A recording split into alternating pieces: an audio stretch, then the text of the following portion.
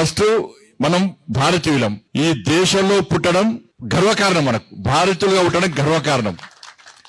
దానిలో హిందువుగా పుట్టడం పూర్వజన్మ సుకృతం. మనకు కులం కోసం పనిచేయడం తప్పలేదు, కానీ కులం కోసం మాత్రమే పనిచేయద్దు. నిజంగా సమాజంలో సభ్యులు కష్టాలు ఉన్నప్పుడు, ఏ కులమే కూడా సమాజంలో సభ్యులు కష్టాలు ఉన్నప్పుడు వాళ్ళని ఆదుకునే ప్రయత్నం చేసేటువంటి సంఘమే నిజమైన కుల సంఘం. నా లక్ష్యం వల్ల ఒకటే, నాకు మంత్రి పదవులు ముఖ్యం కాదు, ఎంపీలు ముఖ్యం కాదు, రాజకీయాలు ముఖ్యం కాదు. నేను హిందువుగా ఉండమంటే హిందూ ధర్మం కోసం మాత్రమే పనిచేస్తా.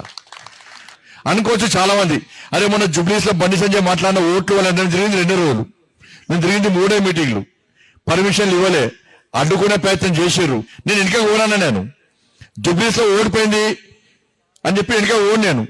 నేను ఇంకా కసితో పనిచేస్తా, ఇంకా పట్టుదలతో పనిచేస్తా. ఈ తెలంగాణ రాష్ట్రంలో ఇవాళ ఈ కాపు సంఘం యొక్క వేదికగా మాట్లాడుతున్నాను. నేను నా లక్ష్యం ఒకటే, ఈ తెలంగాణ రాష్ట్రంలో 80% హిందువులను ఓటు బ్యాంక్ గా మార్చడమే లక్ష్యం. ప్రతి రాజకీయ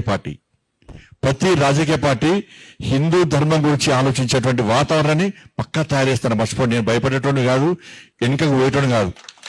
12% ఓట్ల కోసం రాజకీయ పార్టీలు అన్ని పోయి వాళ్ళకు జోక్తుందో, ఇవాళ తెలంగాణ రాష్ట్రంలో ప్రతి ఒక్క రాజకీయ పార్టీ హిందువుల కోసం మాత్రమే పనిచేసే విధంగా.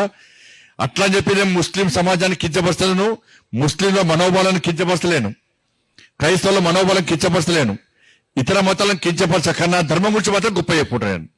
దానిలో వెనుకలు పోయలేదు. దాని ధర్మానికి ఆపదొస్తే కష్టం వస్తే పక్కా హిందువుగా గర్జిస్తా, గాంధిస్తా, రోడ్డు మీద కొట్లాడతా.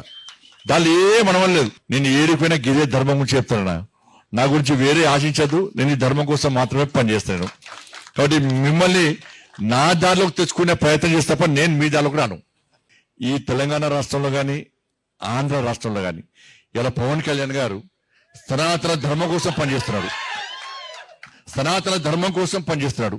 ఇలా సమాజం అంతా కూడా, ఆంధ్రలో హిందూ సమాజం అంతా కూడా పవన్ కళ్యాణ్ గారు చెప్పేటువంటి సనాతన ధర్మం గురించి చెప్పేటువంటి విషయాన్ని తూచా తప్పకుండా పాటించి, ఎవరైతే ఇతర మతాలకు కన్వర్ట్ అయిన హిందువులందరూ కూడా, ఎవరైతే ఆంధ్రలో హిందువులందరూ కూడా ఇతర మతాలకు కన్వర్ట్ అయ్యారో, మారినరో, వాళ్ళందరూ కూడా పునరాలోచించే పరిస్థితి ఆంధ్రలో వచ్చిందంటే దానికి ప్రధాన కారణం పవన్ కళ్యాణ్ గారు సనాతన ధర్మం గురించి మాట్లాడడం.